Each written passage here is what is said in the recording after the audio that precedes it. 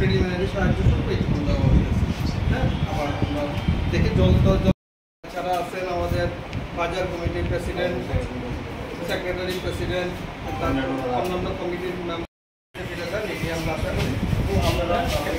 আশা করি বাড়িতে গিয়ে জল ফুটাইয়া ইয়ে করবেন। আপনারা ইয়ের জন্য পার পিসের ভিকটিম দিকে এই জন্য আমাদের এটা দেওয়া হয়েছে। হ্যাঁ, বাজার কমিটির থেকে ওনারা সবাই আছে, এখানে আছে।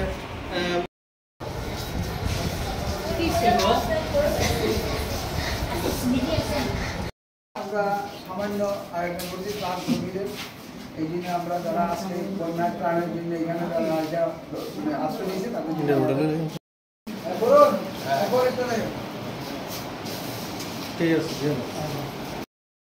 সরকারের কাছে আবেদন রাখেছি যে আপনারা রেড চার্ট প্রতি ঘরে ঘরে ফুড ডিপার্টমেন্ট সহ প্রতি দোকান ডোর টু ডোর করে আপনারা রেড চার্ট বসিয়ে দিন এবং ডেলিটাকে আপনারা চেক করুন এটা, এবং ক্রেতা বিক্রেতা দুজনকে বলে দিন তারা যেন রেড চার্ট দেখে মাল খরিদ করে, আর ব্যবসায়ীরাও যেমন তাদের ডেলি রেড চার্টটা ঠিক রাখে।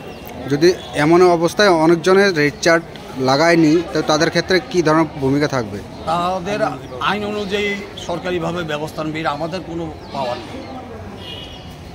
জন ছিল 154 জন ফ্যামিলি, 154 পরিবারকে আমরা দিয়েছি। কি সামগ্রী ছিল? চাল, ডাল, তৈল, আলু, সোয়াবিন প্রত্যেক পরিবারকে দেওয়া হচ্ছে? প্রত্যেকটা পরিবারকে দেওয়া হয়েছে। কি উদ্দেশ্য আর কি আপনাদের? আমাদের উদ্দেশ্য হলো মানুষের পাশে থাকা, দুধ দিয়ে মানুষের জন্য কিছু করতে পারি, এটাই আমাদের উদ্দেশ্য। বন্যা দুর্গতদের ত্রাণ শিবিরে আমাদের ক্ষুদ্র সামান্য একটু তাদের পাশে দাঁড়ানো, তাদেরকে সাহায্য করা।